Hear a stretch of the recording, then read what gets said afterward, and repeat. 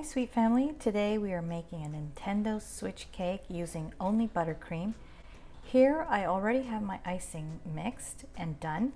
If you want to see how I make my icing, I show that in my how to make a Build-A-Bear cake video. I'll link it up above in the cards and down below in the description. The first thing you're going to do is separate your icing batch so that the majority of it is left white. Then you'll have a little less for the black icing, and then the remainder you'll pretty much split that evenly and make that red and blue. For the red icing, we're going to use Wilton Red. Add a big glob to your icing and then mix. If you're not sure, you can just start with a little less, maybe even use a toothpick and then get your color out and add it to your icing. But for me, I have a pretty good average on how much to use, so I'm just going to put a big glob. Just keep in mind you can always add more to get your desired color. Next, we'll mix the blue, and this is the Wilton Royal Blue. I'll have a link to all these icing colors and the tools I'm using today in the description. If you decide to purchase with my link, I do make a little something at no extra cost to you, but it does help me to make more videos for you. The last color we'll be mixing before we start icing the cake is Wilton Black. You'll need a lot to get that deep black color that we're looking for. Set your icing aside. Don't forget to cover your bowls with some plastic wrap so your icing doesn't dry out. Now we need to level our cake. I'm just using a serrated knife, but you can use a cake leveler if you have one. I'll put a link to the one that I usually do use, but was just too lazy to take it out on this day.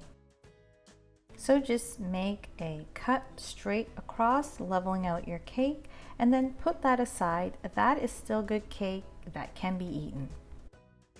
Then we'll just brush off the crumbs that it made when we made that cut with a pastry brush. So my cake is a little uneven, so I'm just gonna cut this little part off here. Now we're going to cut our cake in half, but I like to use a measuring tape or a ruler to measure the halfway point. Then we're going to cut our cake in half.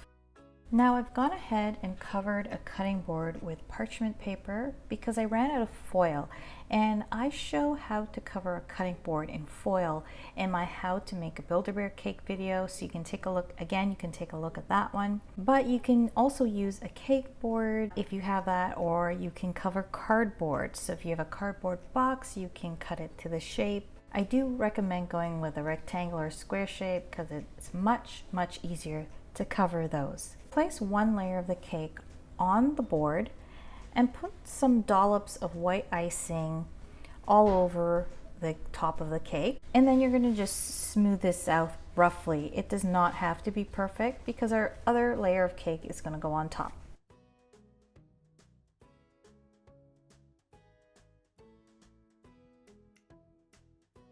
Check to see that your cake is level, and you might have to do a little bit more cutting here just to make it even, like an even rectangle.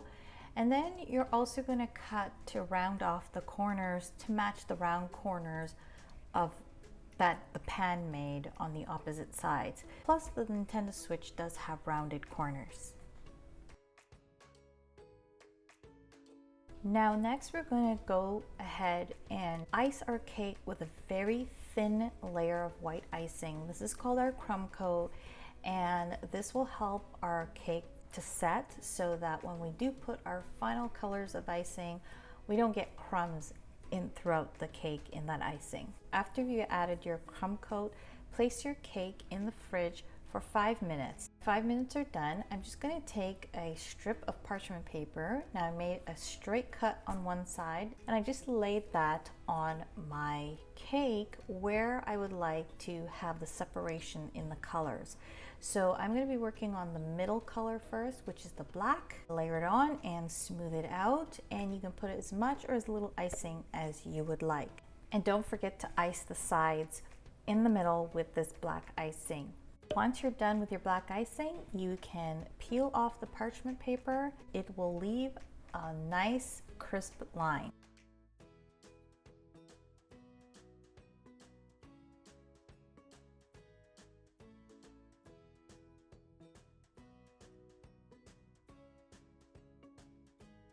So now we're gonna go in with one side of our color, which will be red, and you just have to be very careful placing your icing and spreading it all the way up to the black without going over. So just take your time with this, and that is pretty much what I did. If you do have a piping bag, you can pipe the red, you can even pipe the black and not use the parchment paper and then just fill it in. So pipe the outline and then fill it in after that with your spatula. And again, don't forget to do all the sides with that red color. The next thing we're going to do is the black, and we're just going to repeat the same process that we did for the red. Now don't worry if you do get some in the black, you can always just add a little bit more black where you've overlapped some of the blue, and it'll be just fine. Now we're going to pipe the controller knobs and all the little details on the controllers, and we're going to use a piping bag with Wilton tip number 3 for this, and we're going to need black icing in our piping bag. So here's the Nintendo Switch. Just as a point of reference, I have it with me so I can just take a look at it and just copy what I see, where I see the controller knobs. So you're just going to pipe on the controller knobs, making little tiny circles.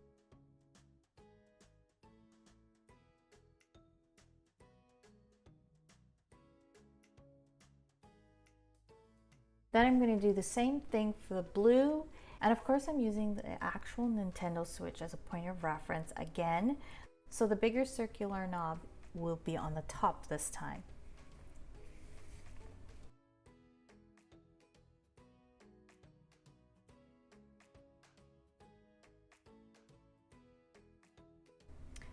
And when you're done piping all the control knobs, this is what it's going to look like. Now we are not done. We do need to pipe on the sentiment. So using a piping bag with tip number 3, again, you're gonna pipe your sentiment with the blue icing. Again, this does take some practice. So you might wanna practice on some parchment paper, either beforehand or at this time, and just pipe it and practice that way. And don't worry about wasting your icing. You can always take the icing that you've already piped and stick it back into your piping bag and use it. Then I'm going to take a paper towel and try to wipe off any excess icing that got on the cake board, or I'll take my spatula and I'll try to do the same and even out the sides so that everything looks nice and neat and clean. So this is the way the cake turned out. I think it came out really great. It tasted absolutely delicious. And as a point of reference, I'm going to show you what it looks like in comparison to the actual Nintendo Switch. See you in the next video. Thanks so much for watching, and stay joyful.